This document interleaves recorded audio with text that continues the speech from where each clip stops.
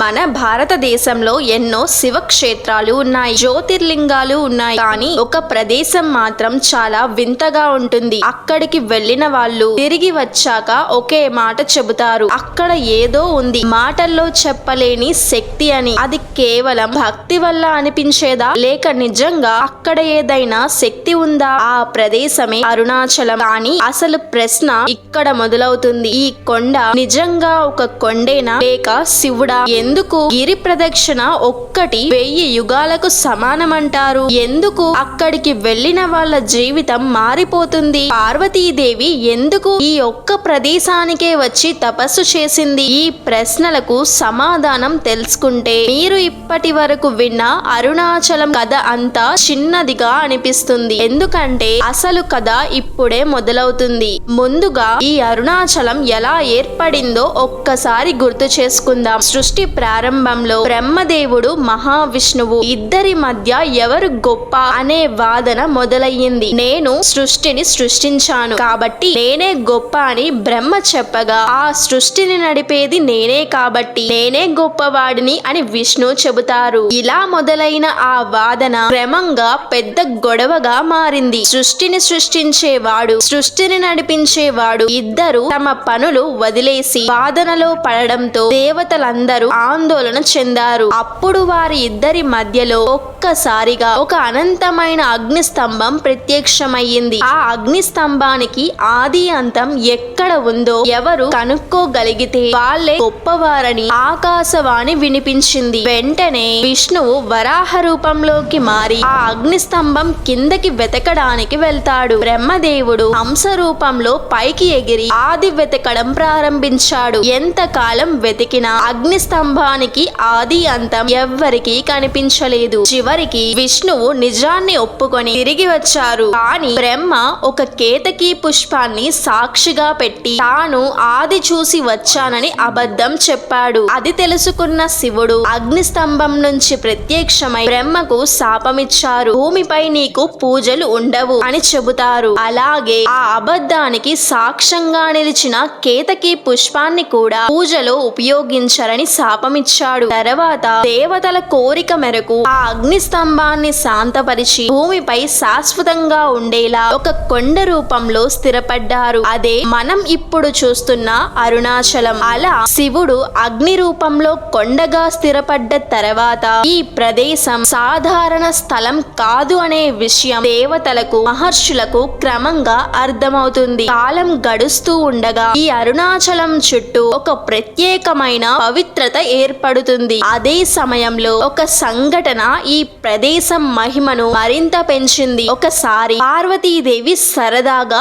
శివుడి కళ్ళు మూసింది. ఆ ఒక్క క్షణంలోనే లోకాలన్నీ చీకటిలో మునిగిపోయాయి. దేవతలందరూ భయపడిపోయి శివుణ్ణి ప్రార్థించారు. వెంటనే శివుడు తన కళ్ళు తెరిచి లోకానికి వెలుగు ఇచ్చాడు. తన వల్ల జరిగిన ఈ తప్పు తెలుసుకున్న పార్వతీదేవి పశ్చాత్తాపంతో శివుణ్ణి దీనికి పరిహారం ఏంటి అని అడుగుతుంది. అప్పుడు శివుడు ఆమెను భూమిపైకి వెళ్లి తపస్సు చెయ్యమని చెప్పారు. ఆ మాట వినగానే పార్వతీదేవి భూమిపైకి వచ్చి కాంచీపురంలో ఒక సైతక లింగాన్ని తయారు చేసుకొని దాని ముందు తపస్సు ప్రారంభించింది. కాలం గడుస్తూ ఉండగా ఆమె తపస్సు మరింత గాఢమయ్యింది. ఆమె నిష్టను పరీక్షించడానికి శివుడు ఒక భారీ వరదను సృష్టించాడు. ఆ వరద వచ్చినా కూడా పార్వతీదేవి తన తపస్సును ఆపకుండా అదే స్థలంలో కూర్చొని శివుణ్ణి ధ్యానిస్తూనే ఉంది. అప్పుడే ఒక ఆకాశవాణి వినిపించింది. తన తపస్సును పూర్తి చెయ్యాలంటే అరుణాచలం చేరాలని. ఆ మాట వినగానే పార్వతీదేవి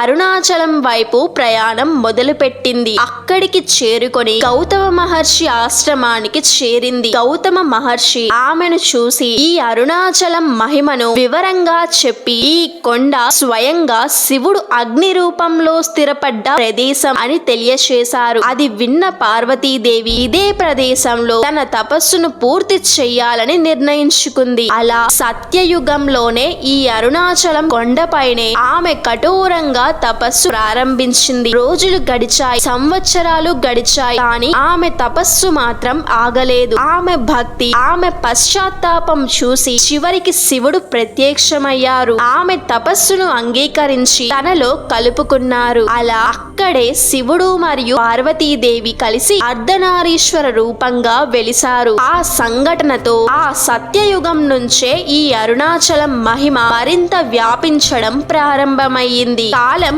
గడుస్తూ ఉండగా త్రేతాయుగానికి వచ్చేసరికి దేవతలు ఒక్కొక్కరుగా ఈ అరుణాచలం రావడం ప్రారంభించారు. ఈ కొండ సాధారణం కాదని తెలుసుకొని తమ శక్తిని ఇక్కడే స్థిరపరచాలని నిర్ణయించుకున్నారు. అలా కొండ చుట్టూ 8 దిశల్లో దేవతలు తమ లింగాలను ప్రతిష్ఠించారు. ఒక్కొక్కరు ఒక్కో దిశలో నిలిచి ఈ అరుణాచలం చుట్టూ ఒక శక్తి వలయంగా ఏర్పడ్డారు. ద్వాపర యుగానికి వచ్చేసరికి మహర్షులు సిద్ధులు కూడా ఈ ప్రదేశాన్ని చేరుకున్నారు. ఈ కొండ దగ్గర తపస్సు చేస్తూ ఉండగా వాళ్లకు ఒక విషయం అనుభవంలోకి వచ్చింది. ఒకే చోట కూర్చొని ధ్యానం చేయడం కంటే ఈ కొండ చుట్టూ నడుస్తూ ధ్యానం చేస్తే మరింత లోతైన స్థితి కలుగుతుంది కదా అని గ్రహించారు. అలా వారు కొండ చుట్టూ నడవడం ప్రారంభించారు. క్రమంగా అది ఒక ఆచారంగా మారింది. అలా అరుణాచలం కొండ చుట్టూ నడిచి ఈ విధానాన్ని గిరి ప్రదక్షిణ అని పిలవడం ప్రారంభించారు. కాలం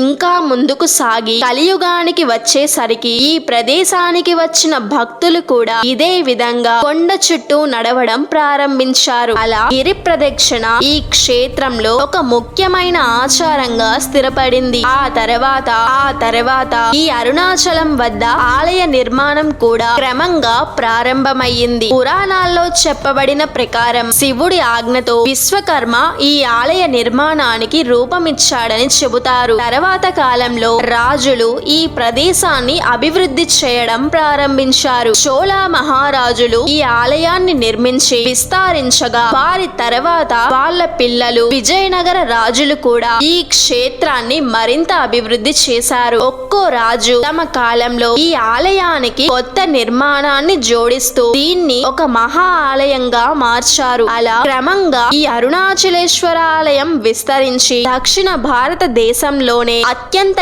గొప్ప ఆలయాలలో ఒకటిగా నిలిచింది. ఆ తర్వాత ప్రతి సంవత్సరం కార్తీక మాసం వచ్చినప్పుడు ఈ అరుణాచలం క్షేత్రంలో ఉత్సవాలు నిర్వహించడం ప్రారంభమయ్యింది. 10 రోజుల పాటు జరిగే ఈ ఉత్సవాలు చివరి రోజుకు చేరుకున్నప్పుడు సాయంత్రం సమయంలో కొండ శిఖరంపై నెయ్యితో ఒక దీపాన్ని వెలిగించే ఆచారం ఏర్పడింది. ఆ దీపాన్ని వెలిగించడం వెనక ఒక పెద్ద భావం ఏమిటంటే సృష్టి ప్రారంభంలో శివుడు ప్రత్యక్షమైన అగ్ని స్తంభాన్ని గుర్తు చేసుకోవడమే. అలా ఆ అగ్ని స్వరూపాన్ని స్మరించుకుంటూ ప్రతి సంవత్సరం ఈ కార్తీక దీపాన్ని వెలిగించే ఆచారం కొనసాగుతుంది. కాలం ఇంకా ముందుకు సాగి ఈ అరుణాచలం కేవలం ఒక ఆలయం మాత్రమే కాకుండా ఆధ్యాత్మికంగా ఎంతో ముఖ్యమైన ప్రదేశంగా మారింది. ఈ ప్రదేశానికి మహాత్ములు యోగులు రావడం ప్రారంభించారు. అందులో ముఖ్యంగా రమణ మహర్షి ఈ అరుణాచలాన్ని తన